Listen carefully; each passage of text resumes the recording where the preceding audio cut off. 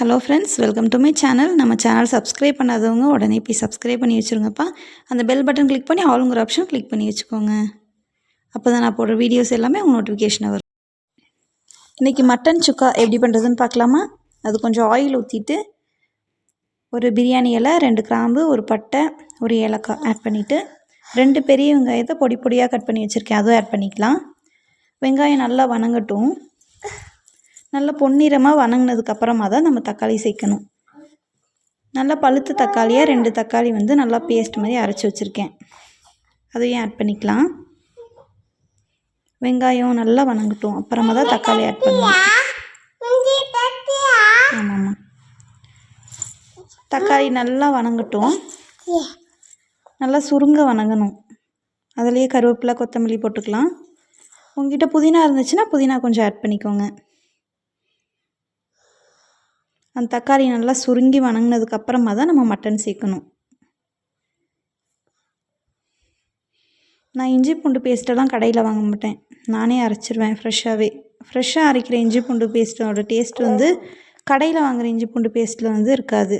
So நீங்களும் ஃப்ரெஷ்ஷாகவே இஞ்சி பூண்டு பேஸ்ட் அரைச்சி வச்சுக்கோங்க.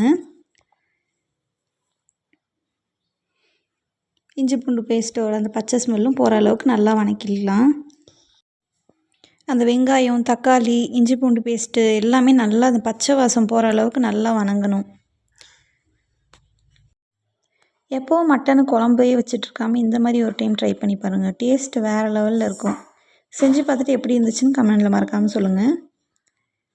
உங்களுக்கு சிக்கன் பிடிக்குமா, மட்டன் பிடிக்குமா, இல்லை நீங்கள் வெஜிடேரியனா, அதை பற்றியும் நீங்கள் கமெண்டில் சொல்லுங்கள், ஓகேங்களா? நான் மட்டன் ஒரு 4 டைம்ஸ் நல்லா வாஷ் பண்ணி எடுத்து வச்சுருக்கேன். இப்போ மட்டனும் ஆட் பண்ணிக்கலாம். மட்டன் அந்த வெங்காயம், தக்காளி, இஞ்சி பூண்டுலாம் போட்டிருக்கோம் இல்லையா, அதுலேயே நல்லா வணங்கணும். கொஞ்ச நேரம் அதுலேயே ஒரு 10 மினிட்ஸ் 15 மினிட்ஸ் பக்கம் அதுலேயே நல்லா வணங்கட்டும். நல்லா மிக்ஸ் பண்ணி விட்டுக்கலாம்.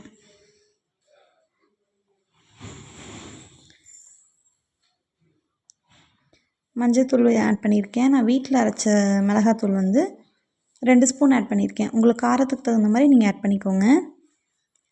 எந்த அளவுக்கு அந்த மட்டன்லேருந்து தண்ணி வந்திருக்கு பார்த்தீங்களா? நான் தண்ணியே ஆட் பண்ணலை. அந்த மட்டன் வணங்கும் போதே அதுலேருந்து தண்ணி வரும். அந்த தண்ணி வருது பார்த்தீங்களா, அதுதான் அந்த மட்டனுக்கே டேஸ்ட்டு கொடுக்கும். நான் மட்டனை தனியாக வேக வச்சு அப்புறமா குக்கரில் தனியாக வேக வச்சு அதில் நான் வணக்கிட்டு அதை ஊற்றுவாங்க பார்த்தீங்களா, அந்த மாதிரி வச்சோன்னா டேஸ்ட்டே இருக்காது, சப்புன்னு இருக்கும். ஒரு டைம் இந்த மாதிரி ட்ரை பண்ணி பாருங்கள். இது நான் வீட்டில் அரைச்ச மிளகாத்தூள் தான். இதோட ரெசிபி வேணும்னு சொல்லுங்கள், நான் ஒரு வீடியோ போடுறேன்.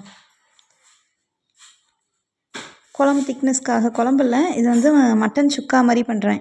கொஞ்சமாக தேங்காய், நிறைய தேங்காய் அரைச்சி ஊற்றக்கூடாது, கொஞ்சமாக ஒரு அரை மூடி தேங்காயில் 1/4 மூடி தேங்காய் மட்டும் சேர்த்துனா போதும்.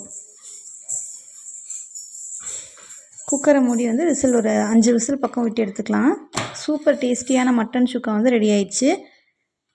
இதை சாப்பிட்டு பார்த்துட்டு வேறு லெவலில் இருந்துச்சுங்க டேஸ்ட்டு.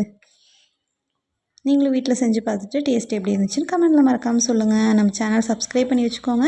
அந்த பெல் பட்டன் கிளிக் பண்ணி ஆளுங்கிற ஆப்ஷன் கிளிக் பண்ணி வச்சுக்கோங்க. லைக்கும் போட்டுங்க.